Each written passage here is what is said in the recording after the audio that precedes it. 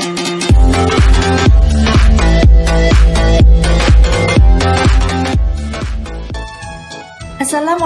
warahmatullahi wabarakatuh.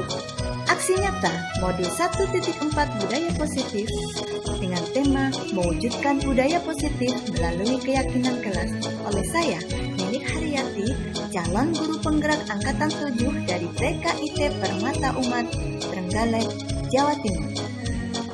Dengan fasilitator Bapak Suyatno dan pengajar praktik Ibu Dina Lupita Sari.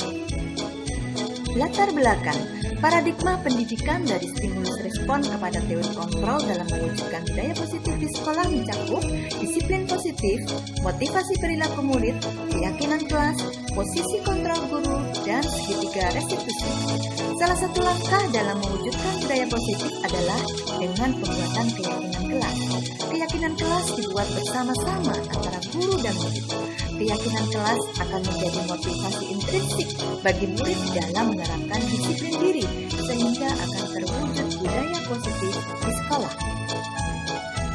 Tujuan agar rekan guru memahami tentang materi budaya positif dan selanjutnya bersedia bersama-sama menerapkannya di sekolah. Dan untuk mewujudkan budaya positif di sekolah, sehingga tercipta pembelajaran yang berpihak pada murid, yang aman dan nyaman bagi murid. Tolak ukur, terselenggarakannya kegiatan diseminasi dengan baik terbukti bahwa rekan sejawat memahami dan berusaha menerapkan budaya positif di sekolah. Terpasangnya banner keyakinan kelas yang telah dibentuk oleh guru kelas dengan murid di setiap kelas, dan tumbuhnya kesadaran murid dalam melaksanakan budaya positif berdasarkan keyakinan kelas. Lini masi tindakan, meminta izin kepada kepala sekolah untuk melakukan diseminasi tentang budaya positif, menyiapkan sarana prasarana untuk diseminasi, melaksanakan diseminasi, melakukan refleksi terhadap pelaksanaan diseminasi, menggerakkan teman guru untuk mengimplementasikan konsep-konsep inti dalam modul budaya positif di kelas melalui pembuatan keyakinan kelas, dan memantau, merefleksi, dan mengevaluasi secara berkala keyakinan kelas yang sudah dibuat.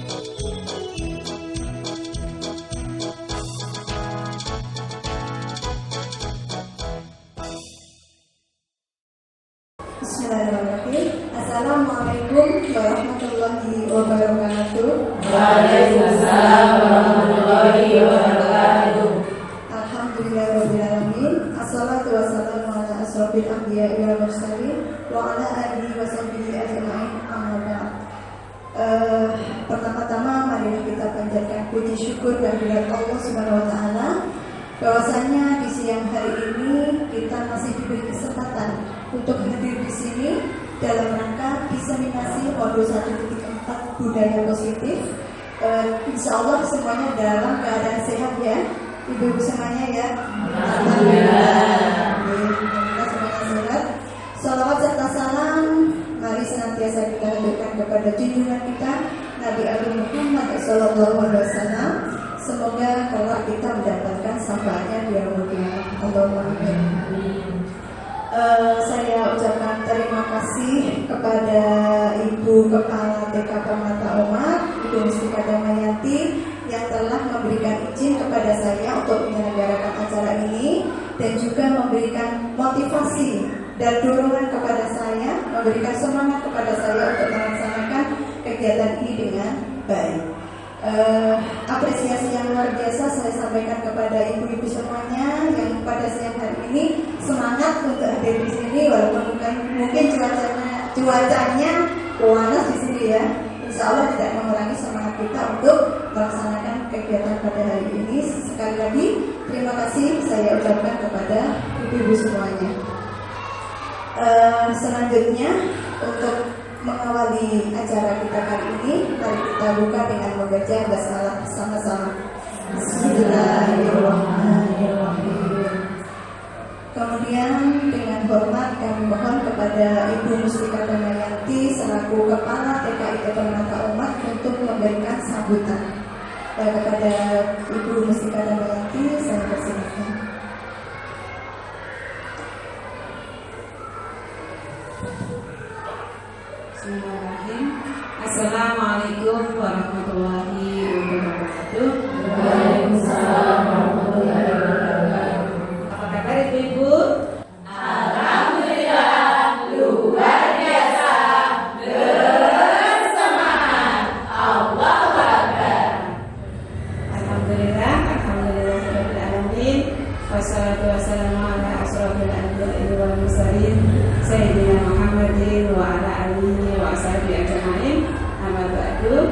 Alhamdulillah pada kesempatan siang kali ini untuk yang kesekian kalinya mungkin ada ibu-ibu yang mungkin baru pertama kali ikut ya, tapi ada juga yang sudah berkali-kali ikut, tapi tidak apa-apa. Ini menjadi sarana buat kita semuanya untuk memperdalam lagi tentang tema apa?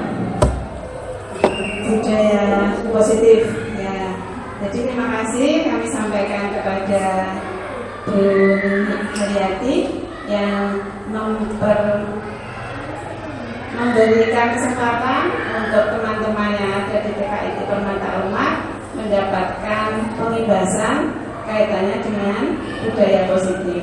Jadi agar lebih greget lagi, agar lebih paham lagi bagaimana tentang budaya positif yang itu nanti akan membawa kebaikan baik untuk lembaga kita TKIT Permata Umat maupun anak-anak dan juga semua yang ada di lembaga kita, baik guru, kepala sekolah maupun yang lainnya. Sehingga dengan budaya positif tadi akan lebih meningkatkan kinerja kita semuanya.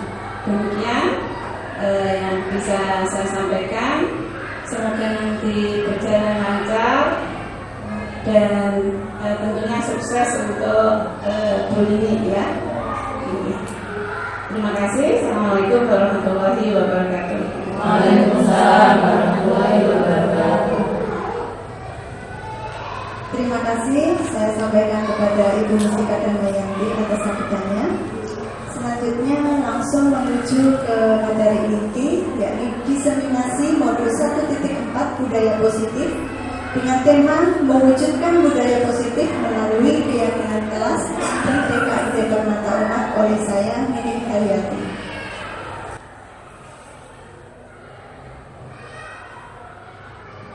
Budaya positif. Kira-kira ibu-ibu di sini kalau membaca kata budaya positif apa yang terbesit? Yang baik-baik. Yang baik. Kebiasaan baik ini. Kebiasaan baik.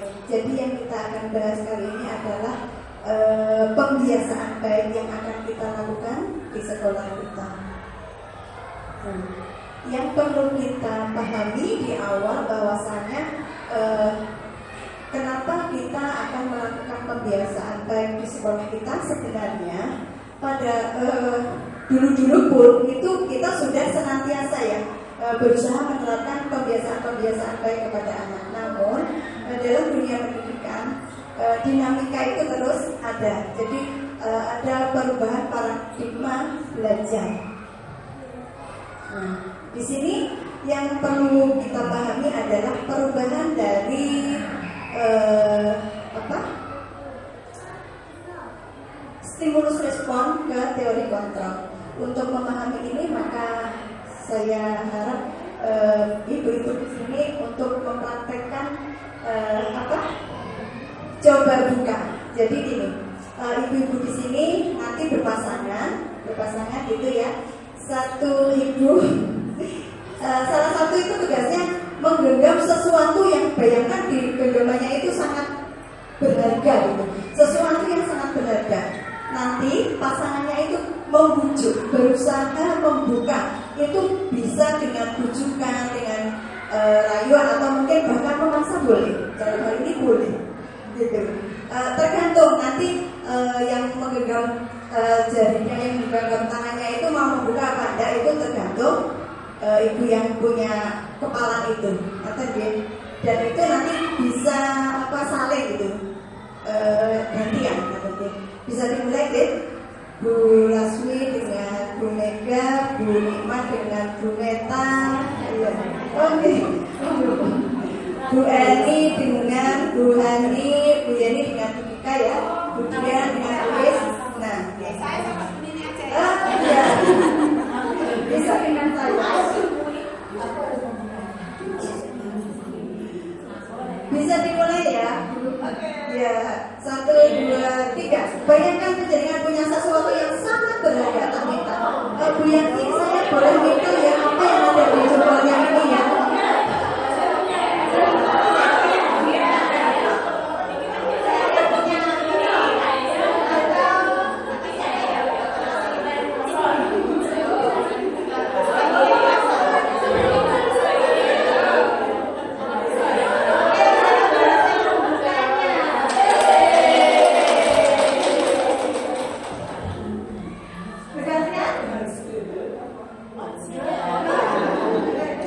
Bergantian ya. Bergantian sekarang bergantian. 1, 2, 3. Kita tes.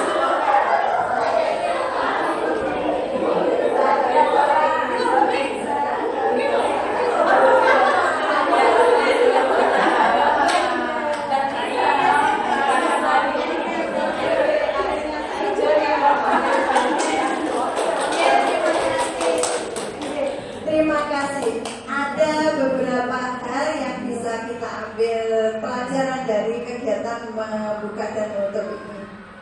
Salah satunya ini usaha keras dari si A, ini antara A dan B ya. Si A itu untuk membujuk, dan yang kedua adalah keteguhan hati dari si B untuk mempertahankan apa yang ada. Dan dari usaha-usaha tadi ada yang membujuk, ada yang mungkin memaksa begitu, dan akhirnya mungkin ada yang tadi terbuka. Siapa yang tadi tangannya terbuka? Ada yang berhasil? Oh iya.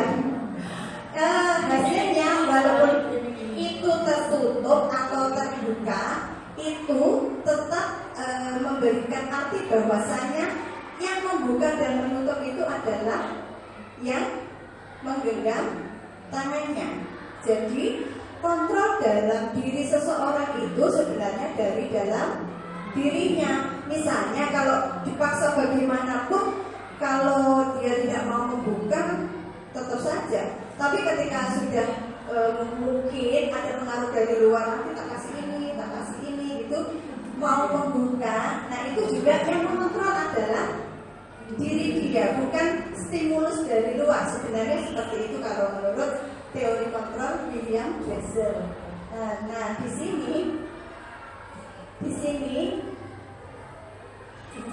sini yang perlu kita luruskan, yang diluruskan oleh William Glaser adalah meluruskan beberapa miskonsepsi tentang makna kontrol. Nah, ilusi guru mengontrol murid. Coba saya minta pendapat saya. Ilusi itu apa? Khayalan, apalagi? Bayangan, membayangkan. Ya.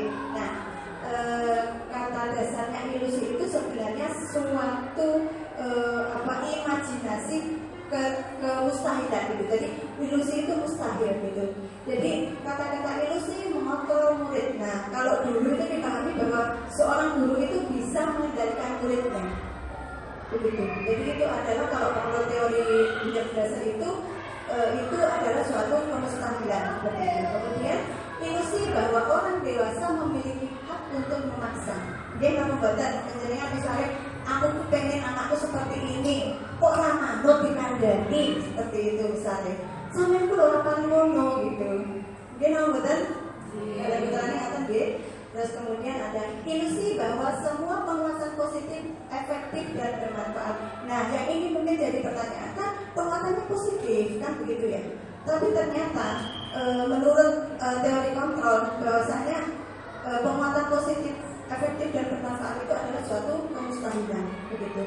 Kemudian ilusi bahwa kritik dan membuat orang merasa bersalah dapat menguatkan karakter. Ini juga menurut William Glaser, kritik dan membuat orang merasa bersalah itu tidak menguatkan karakter, justru dapat menurunkan karakter dari anak seperti itu. Ini penjelasannya, saya lanjutkan.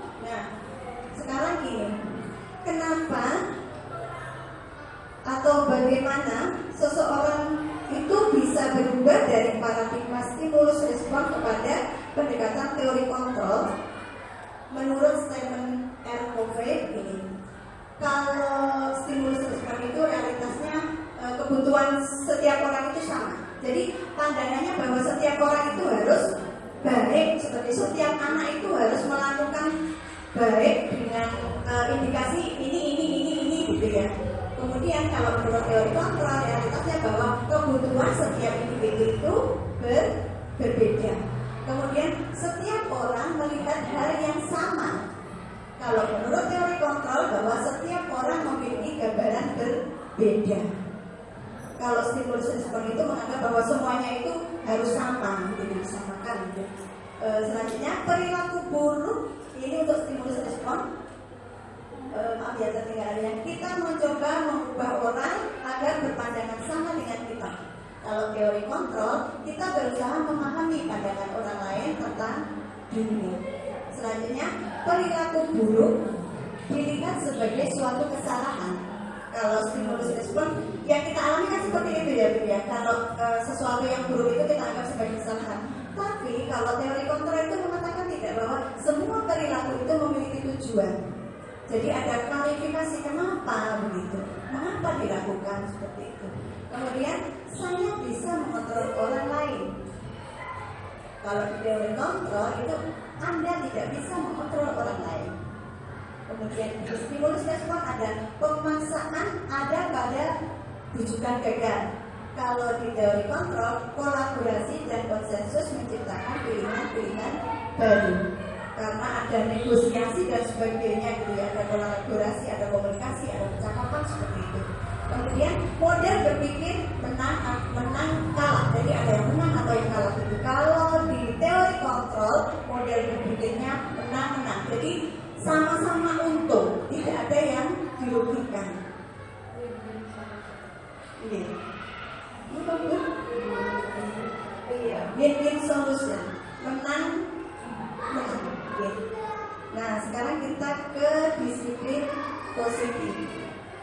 Kalau ini, sebelum saya lanjutkan, kalau kita mendengar kata disiplin itu identik dengan apa? Peraturan ya. Setiap disiplin itu kita identikan dengan peraturan. Sekarang kita perhatikan yang di sini. Disiplin diri adalah kekuatan diri untuk berlaku tanggung jawab yang berasal dari motivasi intrinsik dari dalam diri. Kemudian disiplin sebagai bentuk kontrol diri agar dapat mencapai tujuan mulia. Disiplin merupakan unsur utama dalam mewujudkan budaya positif. Jadi yang paling utama adalah disiplin. Kemudian seseorang yang memiliki disiplin diri berarti mereka bisa bertanggung jawab terhadap apa yang dilakukannya karena mereka mendasarkan tindakan mereka pada nilai-nilai kebajikan universal.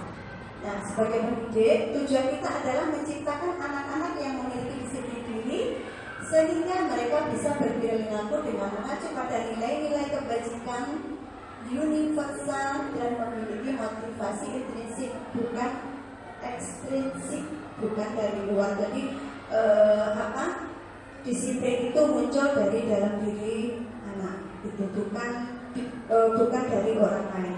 Nah, ketika tadi kita membicarakan tentang nilai-nilai kebajikan, kalau sekarang itu nilai-nilai kebajikan yang ingin dicapai oleh setiap anak Indonesia itu kita kenal dengan profil pelajar Pancasila. Dan ini sebenarnya di lembaga kita saja itu walaupun katanya bukan profil pelajar Pancasila, tapi kita sudah memiliki nilai-nilai kebajikan yang luar biasa yang sudah terbentuk gitu ya.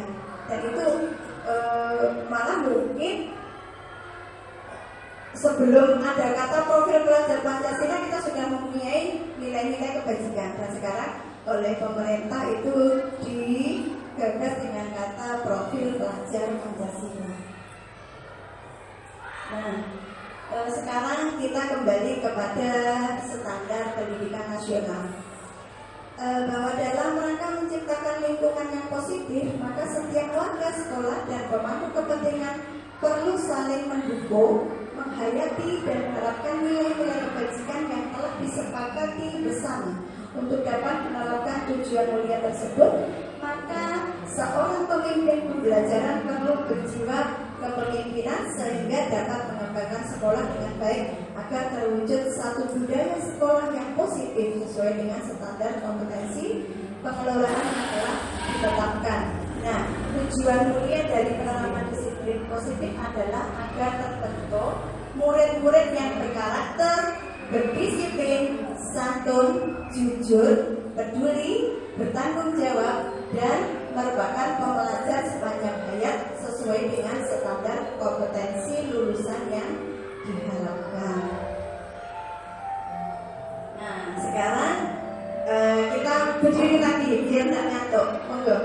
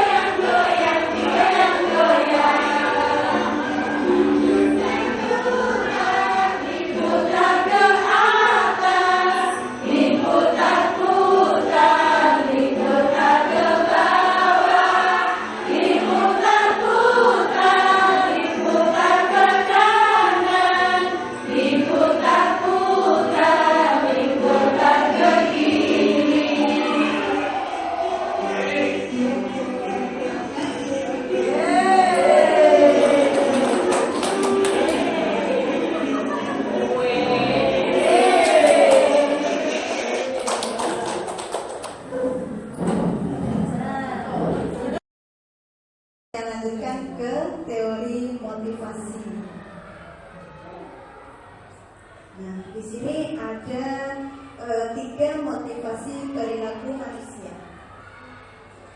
Yang pertama, untuk menghindari ketidaknyamanan atau hukuman. Jadi seseorang itu melakukan sesuatu itu agar tidak dihukum, agar perasaannya itu nyaman gitu. Kalau belum melakukan itu biasanya khawatir, takut gitu. Nah, itu motivasi yang tingkatannya paling rendah. Kemudian yang kedua, untuk mendapatkan imbalan atau penghargaan dari orang lain. Jadi seseorang melakukan sesuatu itu karena ingin mendapatkan sesuatu gitu ya, ingin mendapatkan hadiah gitu. Mungkin bukan hadiah barang, tapi bisa jadi penghargaan itu berupa pujian dan sebagainya.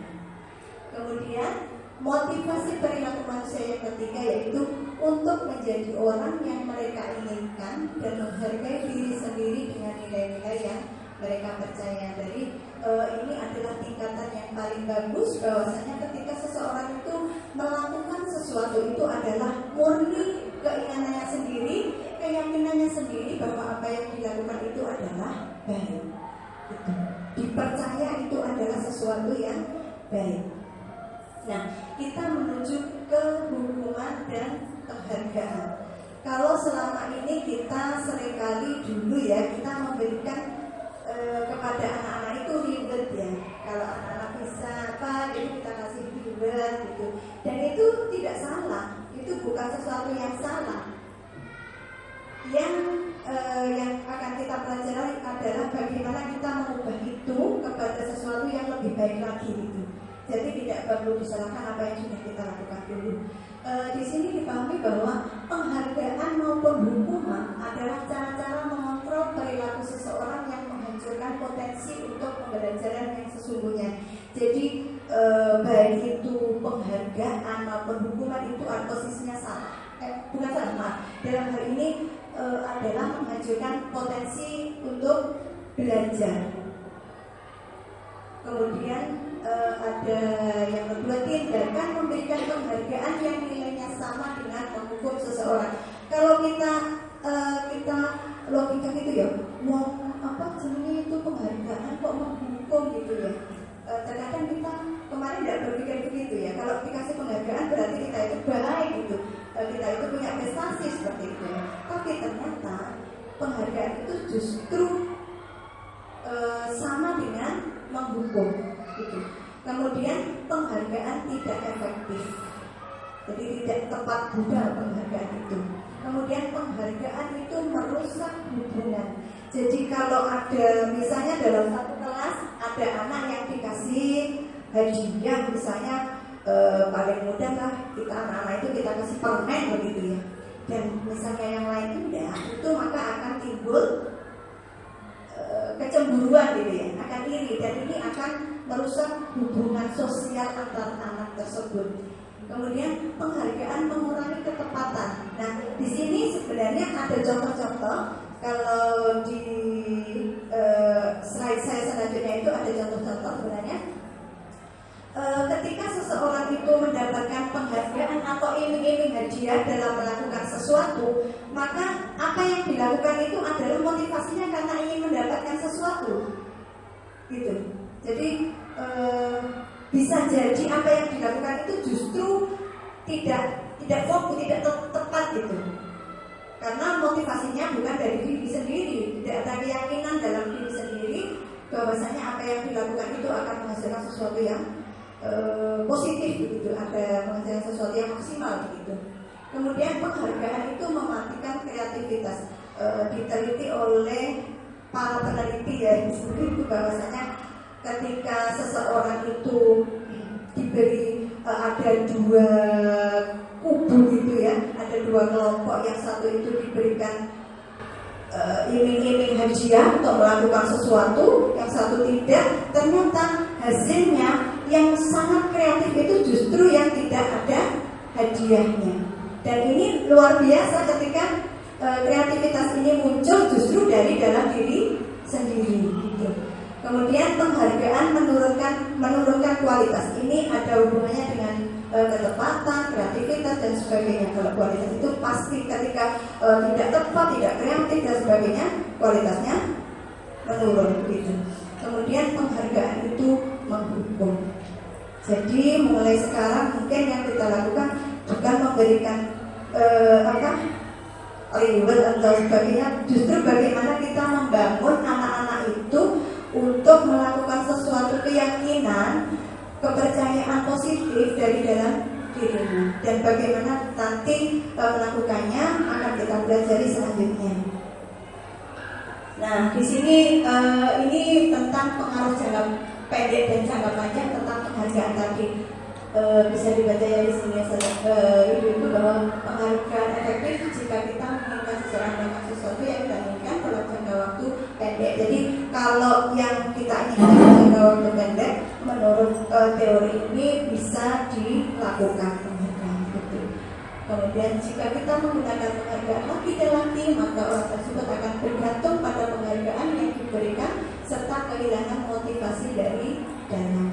Nah itu tadi mematikan ya, ketika terbiasa dikasih ini hadiah maka semuanya sudah berhenti di situ, tidak ada kreativitas, tidak ada kata-kata gitu ya. Kemudian jika kita mendapatkan penghargaan untuk melakukan sesuatu yang baik, maka selain kita senantiasa berharap mendapatkan penghargaan tersebut lagi, kita pun menjadi tidak menyadari bahwa tindakan baik yang kita lakukan, kita tidak menyadari bagaimana tindakan baik kita gitu. Nah ini biasanya tadi sudah, saya lanjutkan. Pengaruh jangka pendek dan jangka panjang dari hubungan dan penghargaan. Penghargaan itu efektif jika kita menginginkan seseorang melakukan sesuatu yang kita inginkan dalam jangka waktu pendek. Jika kita menggunakan penghargaan lagi dan lagi, maka orang tersebut akan bergantung pada penghargaan yang diberikan serta kehilangan motivasi dari dalam. Jika kita mendapatkan penghargaan untuk melakukan sesuatu yang baik, maka selain kita senantiasa berharap mendapatkan penghargaan tersebut lagi, kita pun menjadi tidak menyadari tindakan baik yang kita lakukan. Ini penghargaan tidak efektif. Suatu penghargaan adalah suatu benda atau peristiwa yang diinginkan, yang dibuat dengan persyaratan hanya jika Anda melakukan hal ini, maka Anda akan mendapatkan penghargaan yang diinginkan. Jika saya mengharapkan suatu penghargaan dan tidak mendapatkannya, maka saya akan kecewa dan berkecil hati, serta kemungkinan lain kali saya tidak akan berusaha sekeras sebelumnya. Jika kita memberikan seseorang suatu penghargaan untuk melakukan sesuatu, maka kita harus terus-menerus memberikan penghargaan itu jika kita ingin orang tersebut meneruskan perilaku yang kita inginkan. Orang yang berusaha berhenti merokok atau orang yang berusaha diet, menguruskan badan, bila diberikan penghargaan hampir pasti tidak berhasil. Nah, penghargaan merusak hubungan. Ketika seseorang diberi penghargaan atau dipuji di depan orang banyak, maka yang lain akan merasa iri. Sebagian dari mereka tidak menyukai orang yang diberikan penghargaan tersebut. Jadi ada timbul rasa iri. Jika seseorang guru sering memberikan penghargaan kepada murid-muridnya, besar kemungkinan murid-muridnya termotivasi hanya untuk menyenangkan gurunya. Mereka tidak akan bersikap jujur kepada guru tersebut. Penghargaan menciptakan persaingan di dalam kelas, dan persaingan menciptakan kecemasan. Mereka yang percaya bahwa mereka tidak memiliki kesempatan untuk mendapatkan penghargaan akan berhenti mencoba. Nah, ini penghargaan mengurangi ketepatan, tadi sudah saya ceritakan. Nah, ini juga menurunkan kualitas.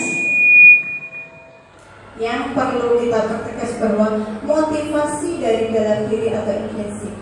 Nah, di sini saat seorang anak belajar untuk pertama kali menggabungkan huruf-huruf dan kata, serta menyadari bahwa ia dapat membaca, timbul pijar di matanya dan sebuah senyuman di wajahnya. Anak tersebut begitu gembira bahwa ia telah mempelajari dan menguasai suatu keterampilan baru. Nah, ini sebelum ada iming-iming hadiah. Ketika anak itu mencoba sesuatu, misalnya kalau di sini dicontohkan menggabungkan kata-kata dan huruf itu, dan ternyata dia bisa, itu ada rasa kepuasan gitu, ada rasa bahagia yang luar biasa murni muncul dari dalam dirinya.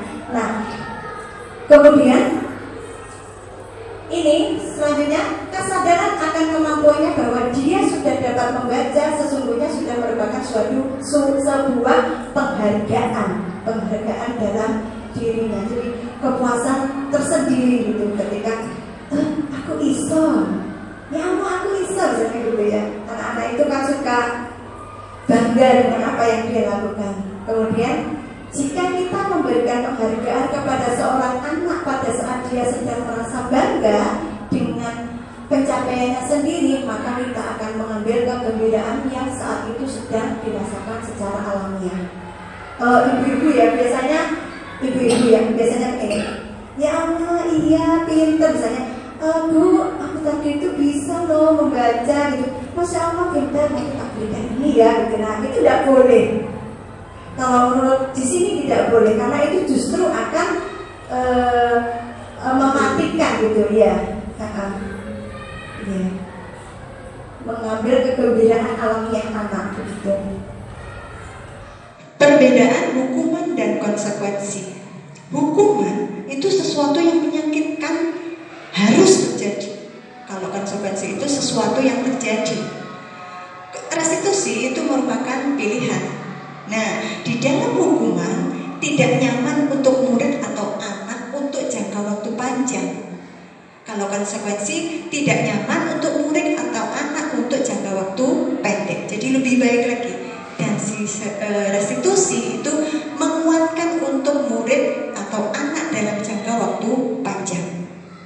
Hukuman, korban mendapatkan keadilan. Di konsekuensi, korban bisa diabaikan. Dan di restitusi, korban mendapatkan ganti.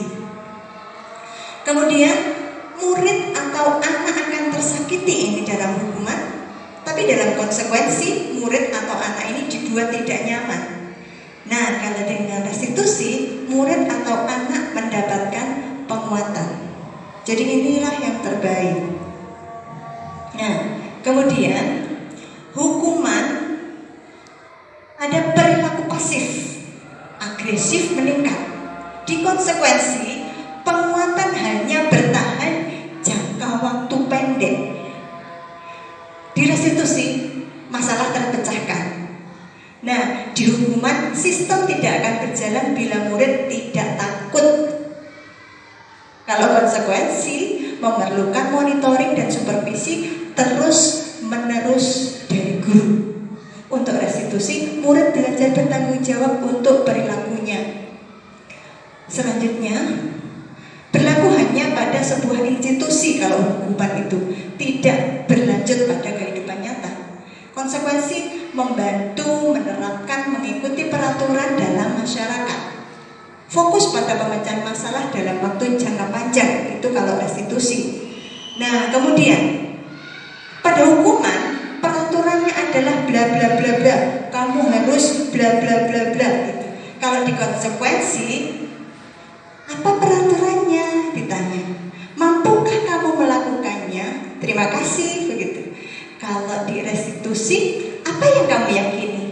Apa yang bisa kamu lakukan untuk memperbaiki masalah ini?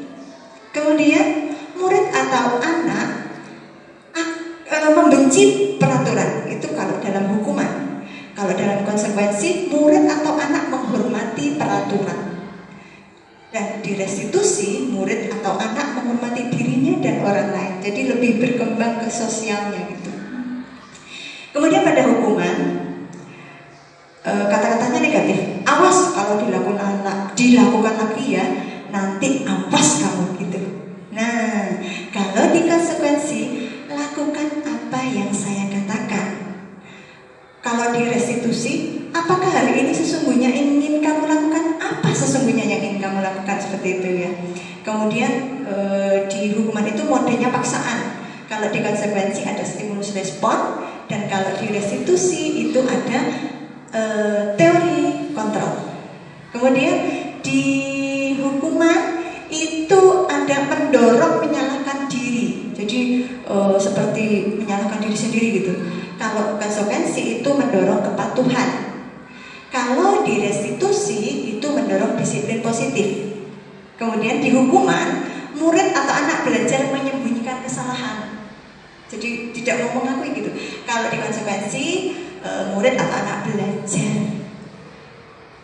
taat peraturan.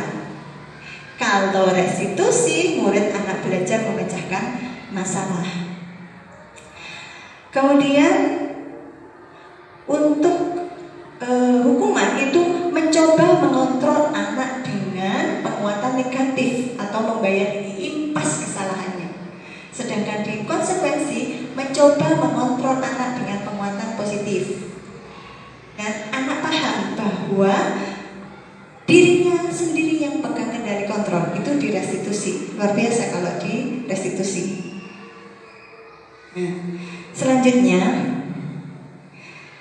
di hukuman, dampak pada murid itu marah, merasa bersalah, rendah diri, mengasingkan diri.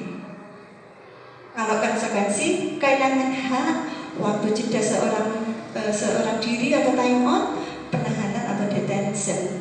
Di restitusi, murid atau anak tidak kehilangan waktu, namun bersemangat untuk memperbaiki diri.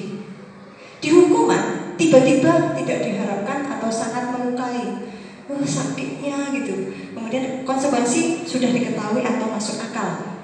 Di restitusi berupa undangan untuk mengatakan restitusi. Jadi lebih banyak negosiasinya kalau di restitusi, itu lebih humble gitu, lebih nyaman gitu. Di hukuman dibuat oleh guru, sedangkan konsekuensi dibuat oleh guru dan murid atau anak.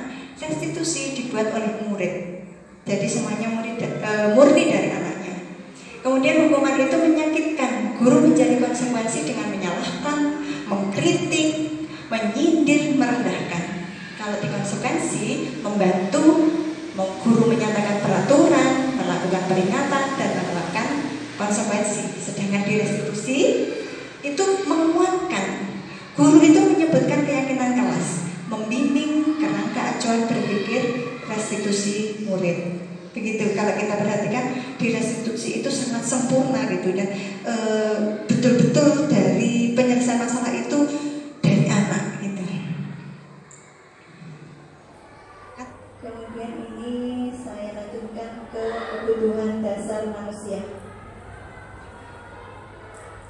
Mungkin sudah pernah mendengar ya di sini ibu-ibu sudah pernah mendengar kebutuhan dasar manusia itu ada berapa? Ada 5. Yang pertama adalah bertahan hidup. Dalam kebutuhan bertahan hidup ini meliputi kebutuhan fisiologis, yakni kesehatan, rumah, makanan. Jadi sesuatu yang tampak gitu, yang untuk fisik gitu ya. Kemudian kebutuhan biologis, dalam hal ini untuk reproduksi gitu, memperbanyak keturunan gitu.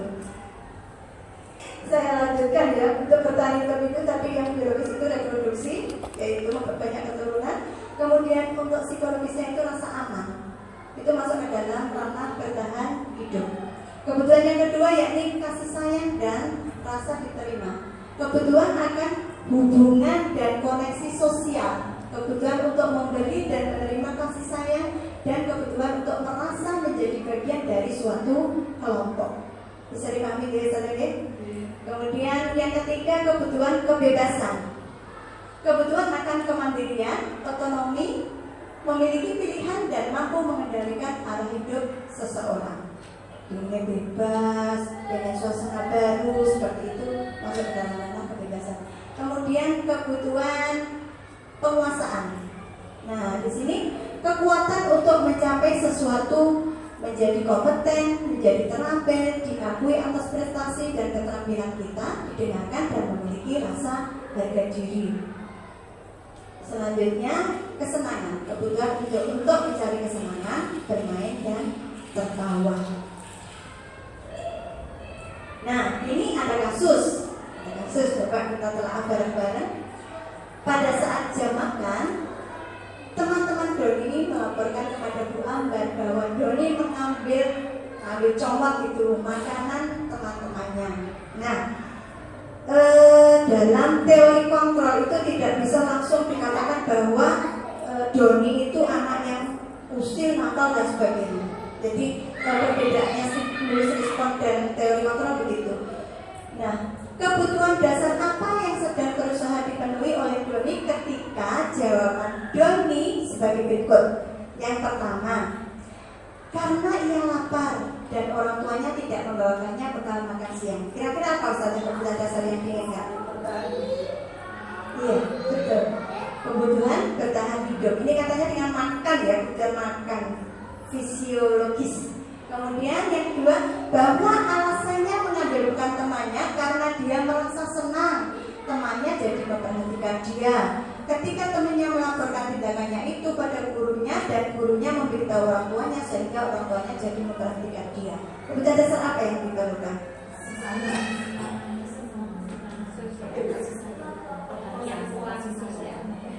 Yang kedua tadi apa?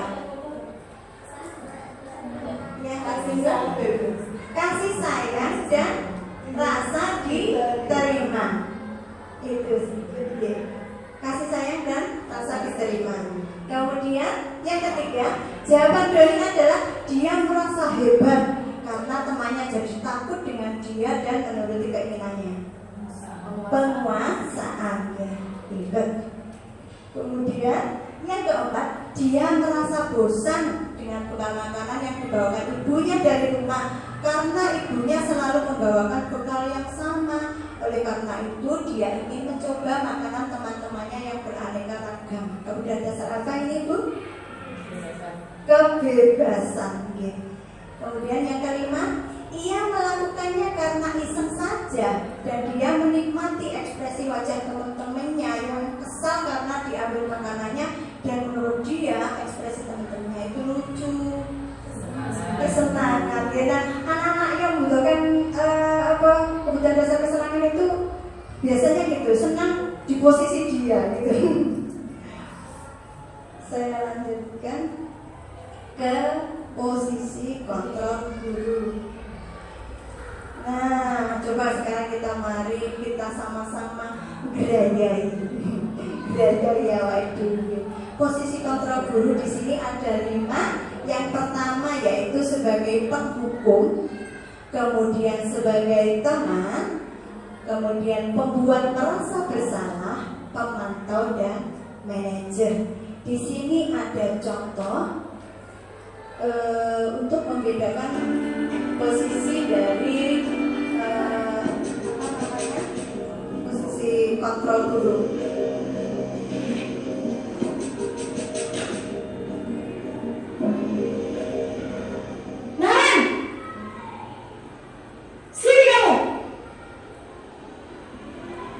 Selamat pagi, Bu. Selalu terlambat. Kamu deh pasti terlambat. Maaf, Bu.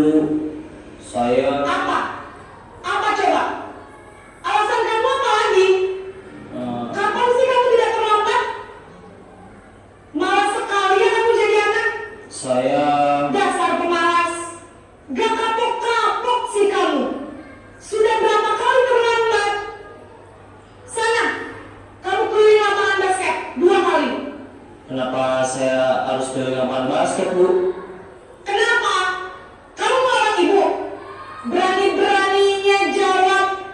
Sudah terlambat, masih berani jawab pula. Sekarang, keliling lapangan basket 5 kali sekalian. Biar kapok. Cepat. Pergi sana ke lapangan basket. Ini posisi lebih sadis dah. Kemudian pembuat merasa bersalah.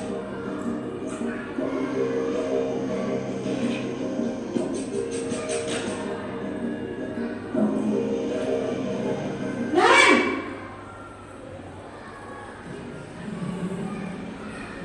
Selamat pagi, Bu. Naren. Kamu kenapa terlambat lagi, nak? Ya Tuhan, Naren. Kamu senang ya bikin ibu susah ya? Kalau kamu terlambat lagi, nanti ibu yang ditegur bapak kepala sekolah, nak. Disangka ibu tidak bisa membina kamu.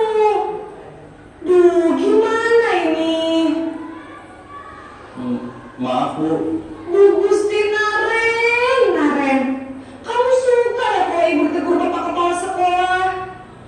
Terus, sekarang ibu harus tulis apa ini di buku absen? Ini kamu sudah sering terlambat loh. Ibu harus apa coba? Maaf, Bu. Maaf sekali. Ya sudah, lain kali jangan bikin ibu susah lagi ya nak ya. Ibu tidak akan kuat lagi kalau kamu begini terus. Bisa jantungan kalau ibu tegur bapak kepala sekolah. Sana cepat kelas. Maaf ya, Bu. Maaf sekali.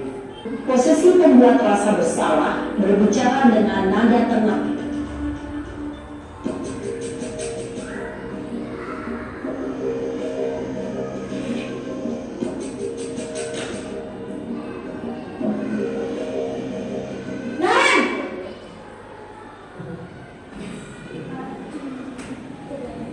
Selamat pagi, Bu.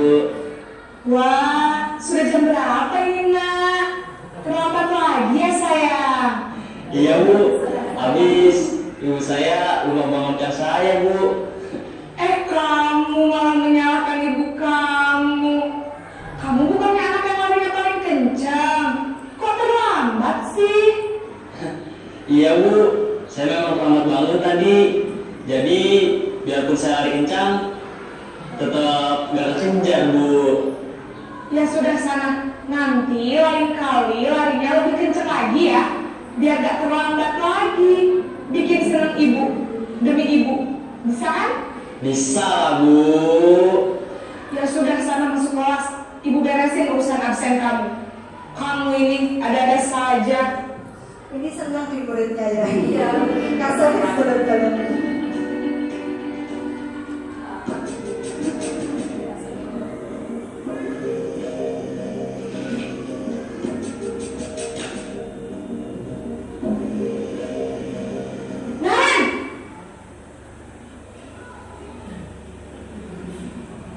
Selamat pagi, Bu.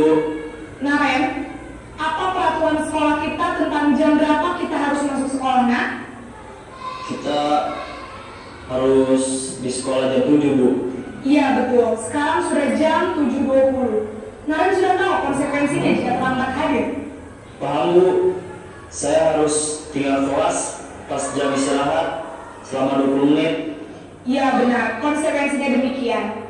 Jadi nanti jam 9.30 pas istirahat, kamu harus tinggal di kelas, kerjakan tugas tambahan untuk ketertinggalan kamu, ya? Baik, Bu.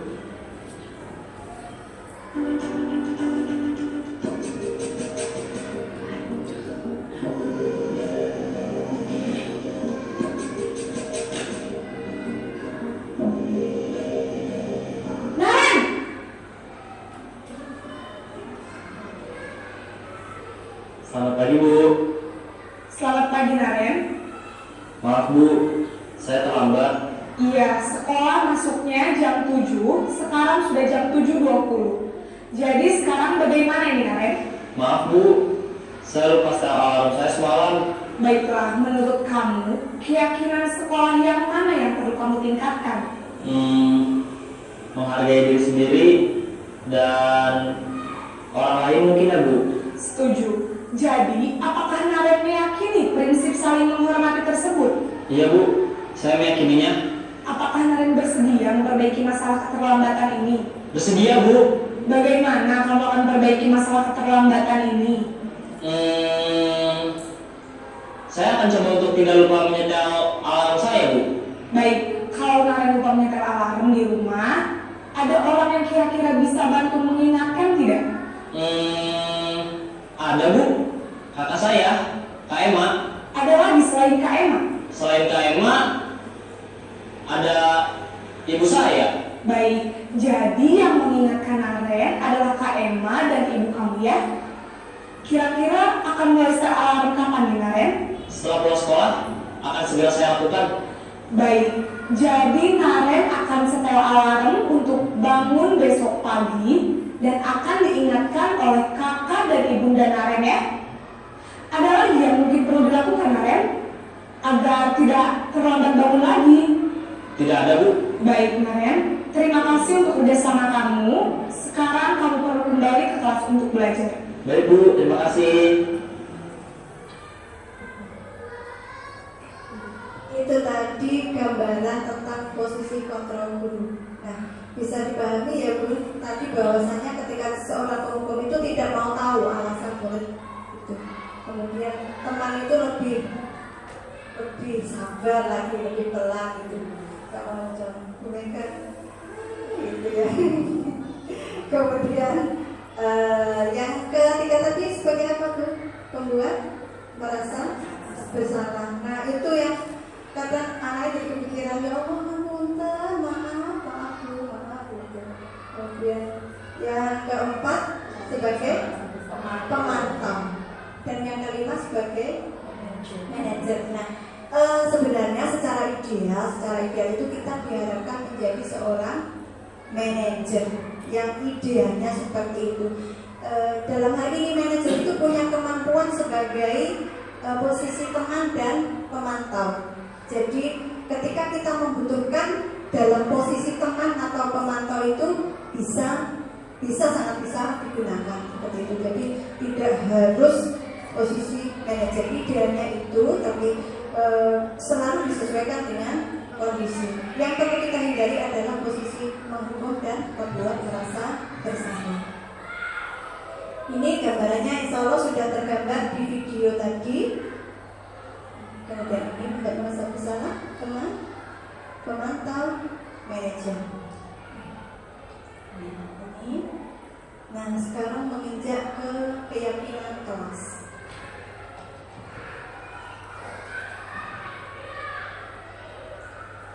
Nah, pertanyaannya, mengapa keyakinan kelas? Mengapa tidak peraturan kelas saja gitu? Istilah ini mungkin bagi kita masih baru ya, keyakinan ini. Yang kita pahami selama ini di awal tadi sudah tanya, ketika kita membicarakan tentang disiplin, yang tergambar dalam diri kita adalah peraturan. Nah, sekarang yang kita pelajari adalah tentang keyakinan kelas. Ada pertanyaan seperti ini, mengapa kita memiliki peraturan tentang penggunaan helm pada saat mengendarai kendaraan roda 2 atau motor? Kemungkinan jawabannya adalah untuk keselamatan gitu ya, dalam memakai helm. Kemudian mengapa kita memiliki peraturan tentang penggunaan masker dan mencuci tangan setiap saat? Kemungkinan jawaban kita adalah untuk kesehatan dan atau untuk keselamatan. Nah, nilai-nilai keselamatan dan kesehatan inilah yang kita sebut sebagai suatu keyakinan, yaitu nilai-nilai kebajikan universal yang disepakati secara tersirat dan tersurat, lepas dari latar belakang suku, negara, bahasa maupun agama.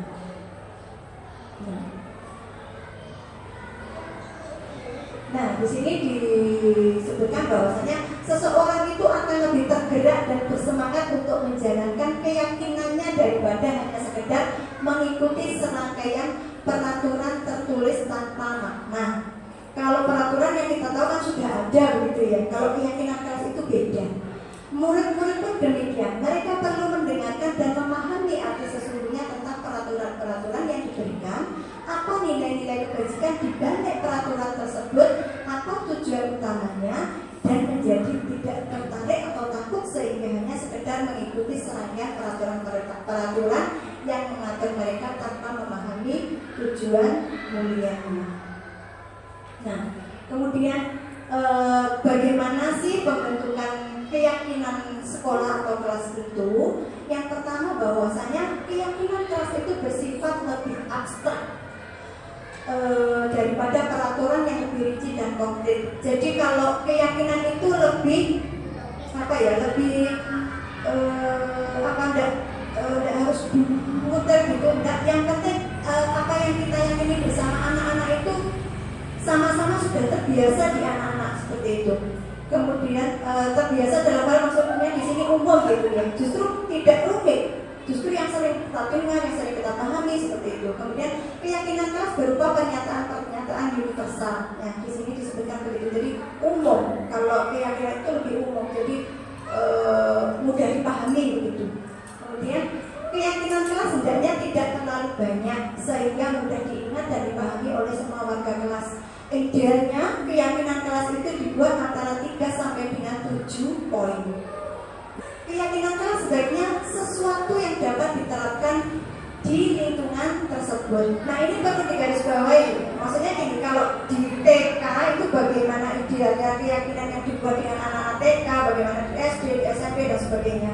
Bagaimana lingkungan sekitarnya gitu ya. Kemudian semua warga kelas hendaknya ikut berkontribusi dalam pembuatan keyakinan kelas lewat kegiatan curah pendapat. Jadi keyakinan kelas itu dibentuk dengan bermusyawarah begitu.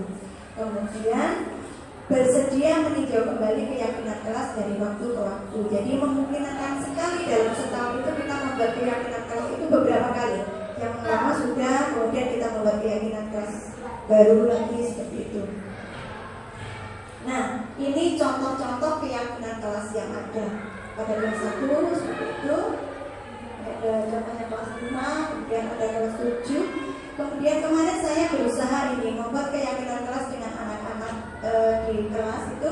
Yang pertama datang ke sekolah tepat waktu, kemudian hormat kepada ustazah, sopan dalam perkataan dan perbuatan, berbuat baik dan saling menyayangi, kalau bukan mainan, membuang sampah pada tempatnya. Saya lanjutkan. Nah, di sini saya mengimbau kepada teman-teman semuanya, mari kita membuat keyakinan di kelas agar untuk memulai budaya positif di sekolah kita. Kalau keyakinan kelas tadi seperti yang saya sampaikan bahwa keyakinan kelas itu dibuat bersama-sama, sebuah kesepakatan bersama, gitu. Semangat kepada kita semua, mari kita terapkan pembuatan keyakinan kelas di kelas-kelas kita, gitu ya Ibu ya. Saya lanjutkan ke restitusi. Apa itu restitusi?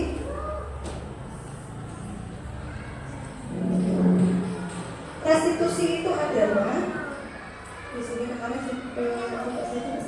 bahwa restitusi itu suatu cara untuk mengembalikan kepercayaan diri anak atas apa yang dilakukan itu kembali ke komunitasnya dengan nyaman. Jadi ketika anak melakukan suatu kesalahan itu dia tidak merasa takut atau merasa dikucilkan dan sebagainya, tapi restitusi itu dilakukan untuk anak itu bisa kembali dengan nyaman dalam komunitasnya, seperti itu.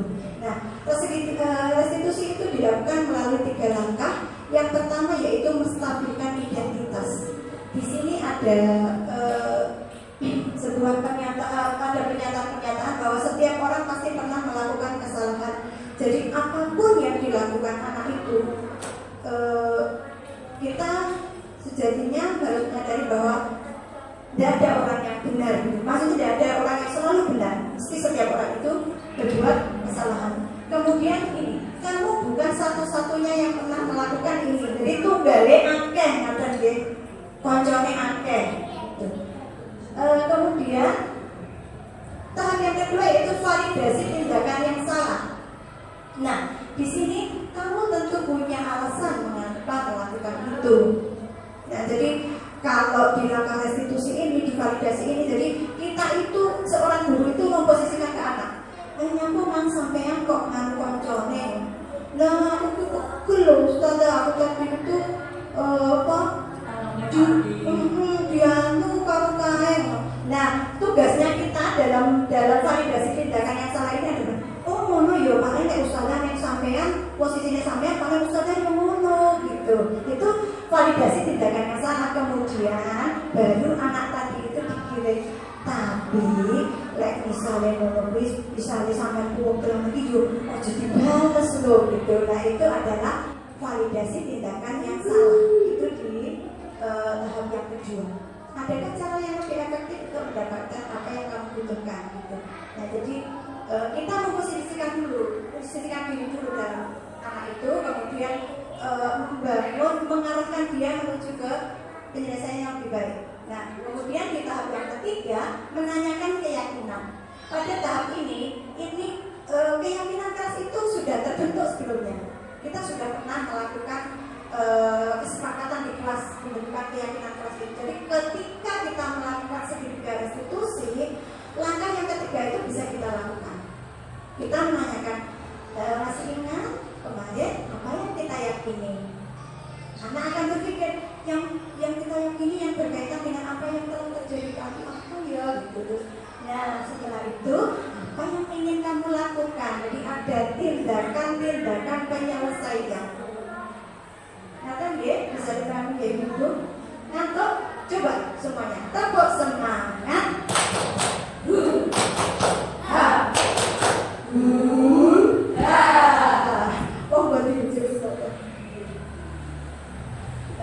Di sini saya teruskan ada menanyakan keyakinan. Nah, di sini ada video tentang praktik saya melakukan segitiga restitusi. Sebenarnya maunya saya tak putar pas poinnya itu, tapi berarti saya ceritakan aja ya. Saya ceritakan saja.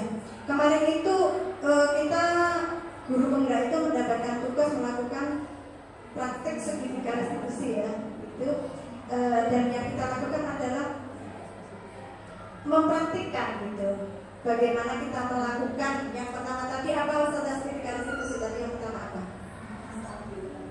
Iya, yang pertama menstabilkan identitas, kemudian memvalidasi tindakan yang salah, dan yang ketiga menanyakan keyakinan. Nah, langkah-langkah yang pertama itu menstabilkan identitas itu begini. Misalnya suatu hari itu ada anak yang berantem gitu, rebutan mainan gitu ya, rebutan mainan. Nah, yang kita lakukan, ya minta maaf, dan begitu. Kalau selama ini kan kita gitu ya. Kalau di segitiga restitusi itu ada langkah-langkah yang disebut dengan segitiga restitusi. Yang pertama itu gini, nyapo sampai mangkat rebut dolanane hati, itu misalnya. Nah, aku lu kan mau nggak tinggi Fatihah ya dibagai-bagai. Nah, itu pertanyaannya apa gitu. Terus, nah aku kan juga pegel, nah gitu. Itu menstabilkan dia, menstabilkan di emosi dia biar tidak terus menerus. Terus sampai mengkate misalnya, sampai mengkate terus kok pukul.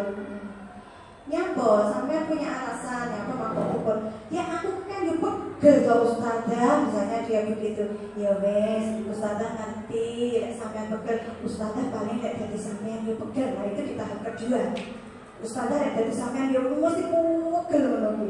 Orang dibagai dolanan banget tinggi, tapi tidak parah loh kalau ini tidak baik. Begitu, itu di posisi kedua. Nah di posisi ketiga kepada keyakinan.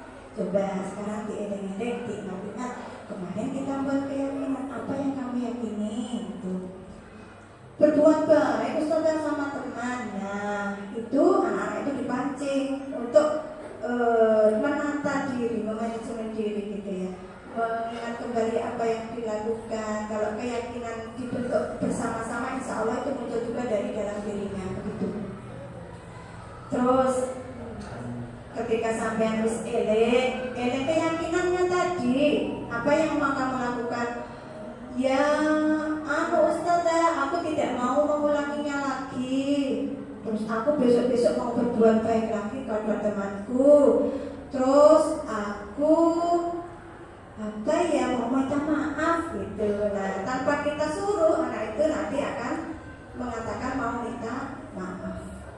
Begitu kira-kira tentang ilustrasi praktik segitiga restitusi. Nah, alhamdulillah ini videonya sudah bisa saya buka. Mari kita simak praktik segitiga restitusi saya. Ini ceritanya tadi pas perusutan itu ada perdebatan gitu antara Fatan dengan Adam.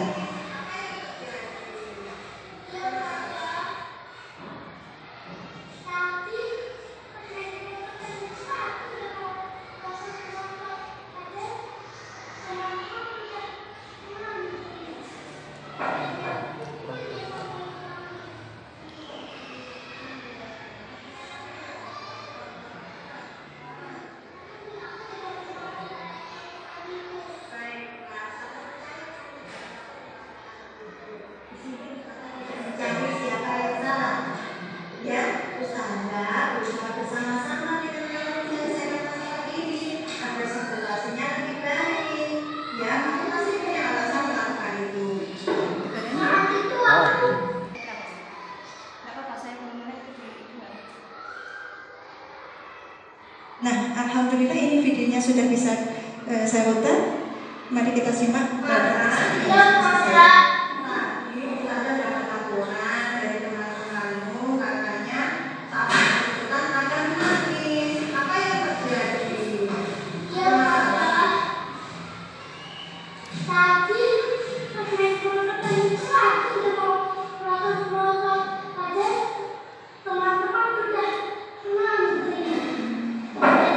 Jadi di sini guru menggali kenapa melakukan itu gitu, menstabilkan gali informasi kenapa melakukan itu.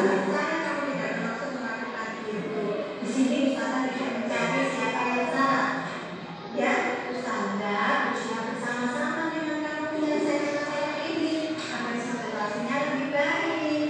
Ya, kamu pasti punya alasan melakukan itu. Saat itu aku kesal. Oh gitu ya. Iya.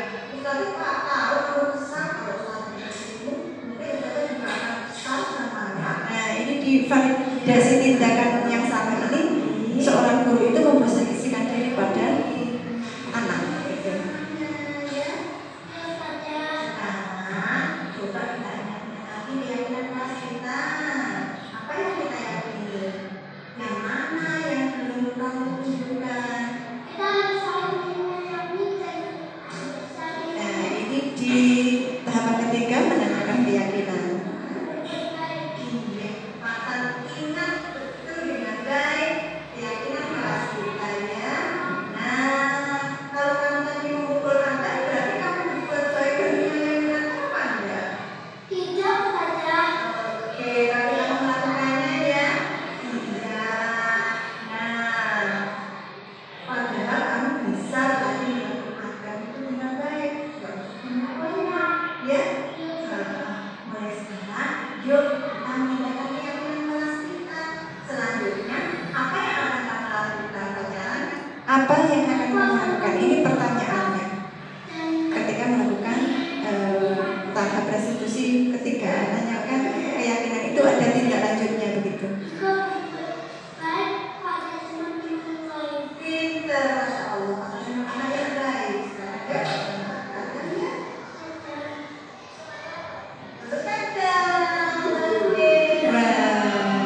Menang dan menang. Jadi tidak ada yang diposisikan sebagai posisi yang kalah. Semuanya menang dan menang. Jadi ada kegembiraan. Jadi anak-anak bisa kembali kepada komunitasnya dengan nyaman. Itulah kelebihan dari segitiga restitusi. Sekarang kita masuk ke dalam sesi tanya jawab. Dari apa yang saya sampaikan tadi tentang budaya positif, diawali dengan disiplin positif. Oh, maaf, sebelum ke disiplin positif adalah perubahan paradigma belajar, kemudian disiplin positif, kemudian motivasi perilaku manusia.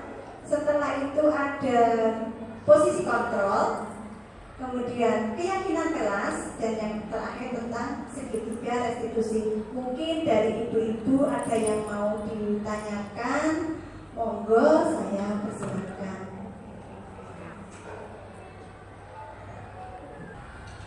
Terima kasih atas waktu yang diberikan. Tadi sudah dijelaskan oleh Bu Nini ya tentang restitusi. Bahwasanya restitusi adalah usaha membantu anak agar tenang dan mampu mencari solusi atas permasalahannya melalui segitiga restitusi. Yang ingin saya tanyakan adalah apakah restitusi bagi anak TK bisa terlaksana dengan baik? Terima kasih. Sebelumnya.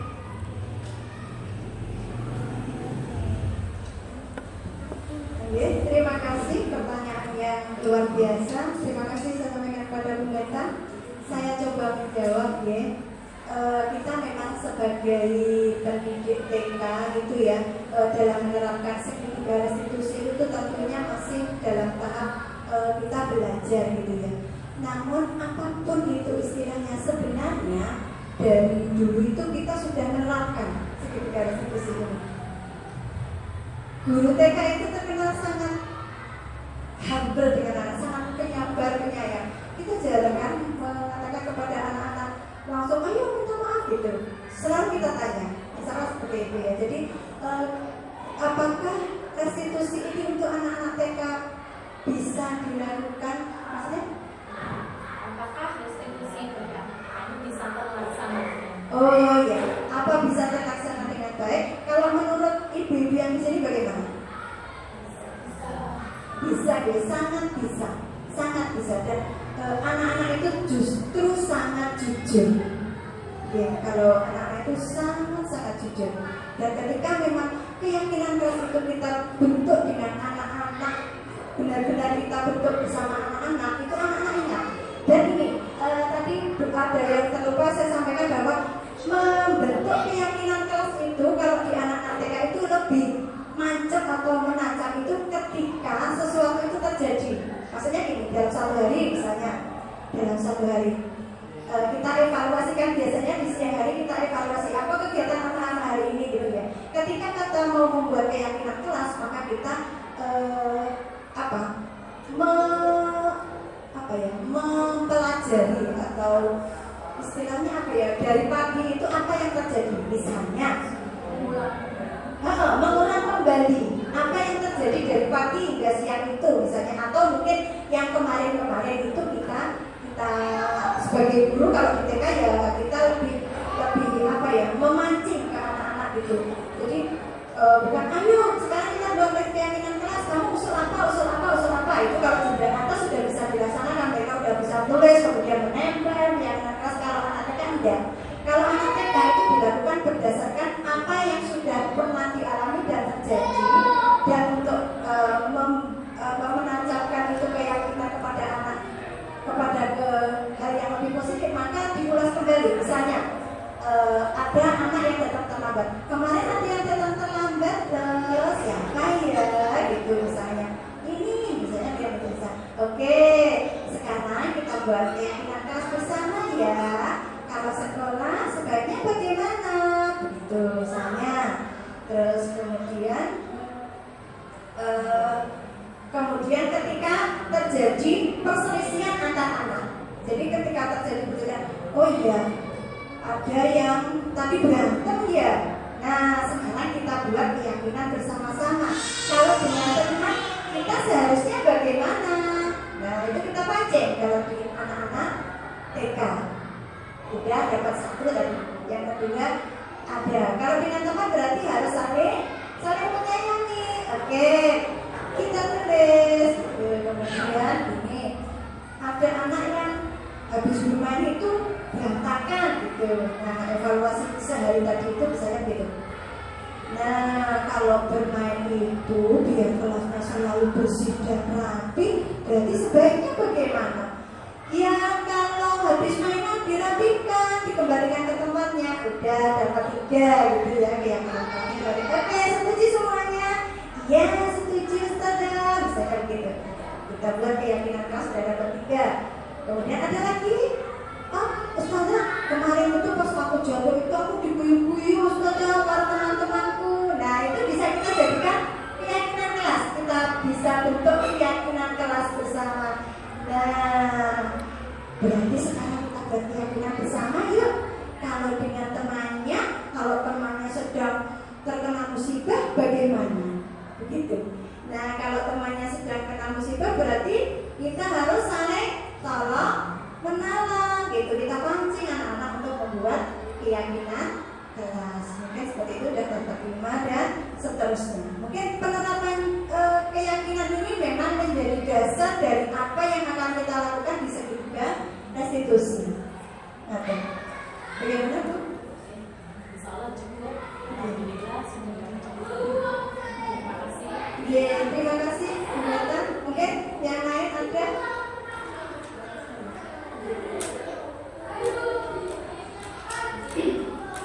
Terima kasih atas pertanyaannya dari Bu Nini. Tadi Bu Nini sudah menjelaskan tentang cara membuat keyakinan ATK ya. Ada beberapa. Nah, waktu idealnya itu untuk membuat keyakinan kelas untuk anak TK itu pada saat bagaimana?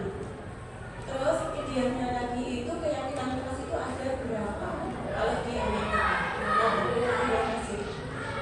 Ya, terima kasih pertanyaannya bagus ya. Saya kembali ke tadi, ideal waktu kita membuat keyakinan kelas. Waktu ya, secara waktu mungkin di sini yang dimaksud bukan tentang jamnya atau sebagainya ya, mungkin kondisi yang kondusif untuk kita membentuk suatu keyakinan kelas gitu ya. Tadi saya sampaikan bahwasanya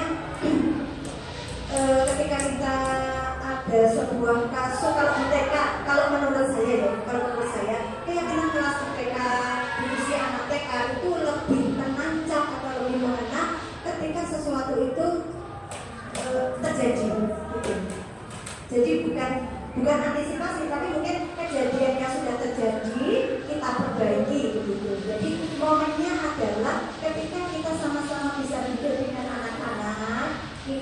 dibicarakan. Apa yang sudah terjadi kemarin masih dalam hal ini adalah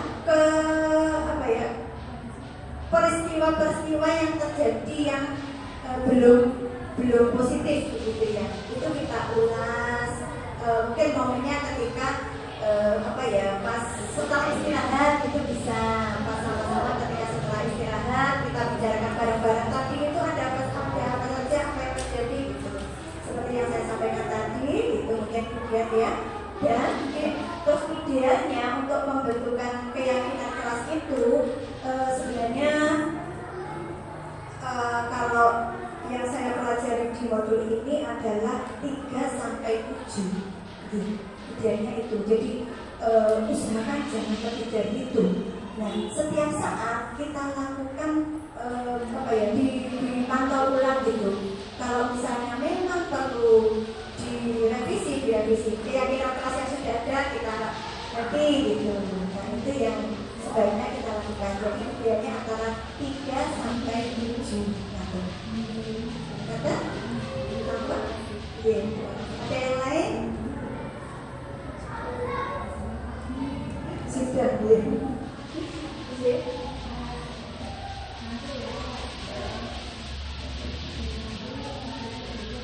Oke, saya ucapkan terima kasih. Sekali lagi saya ucapkan terima kasih kepada Bu Yanti, Bu Yanti selaku kepala sekolah. Mungkin apa yang saya sampaikan ini masih belum jelas, bisa nanti kita kolaborasi bareng dalam pembentukan keyakinan kelas. Saya berharap setelah acara diseminasi ini nanti di kelas-kelas bisa terpasang keyakinan kelas untuk kita menerapkan budaya positif dan mewujudkan budaya positif di sekolah kita. Begitu deh. Siap Ustazah? Siap Bu? Siap ya? Siap. Oke, terima kasih. Saya mengucapkan ucapan yang terima kasih luar biasa kepada penjenengan semua atas kehadiran penjenengan di sini hari ini. Terima kasih. Allah yang membalas. Semoga bermanfaat apa yang saya sampaikan. Mohon maaf jika ada kesalahan. Saya akhiri billahi taufiq wal hidayah. Wassalamualaikum warahmatullahi wabarakatuh. Waalaikumsalam warahmatullahi wabarakatuh.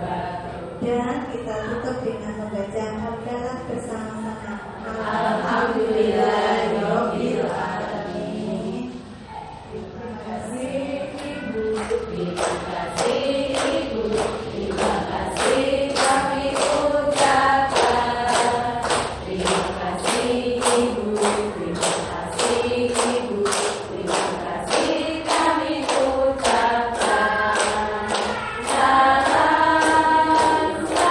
Salam, terimalah salam dari kami yang ingin maju bersama-sama. Salam, terimalah salam dari kami yang ingin maju bersama-sama.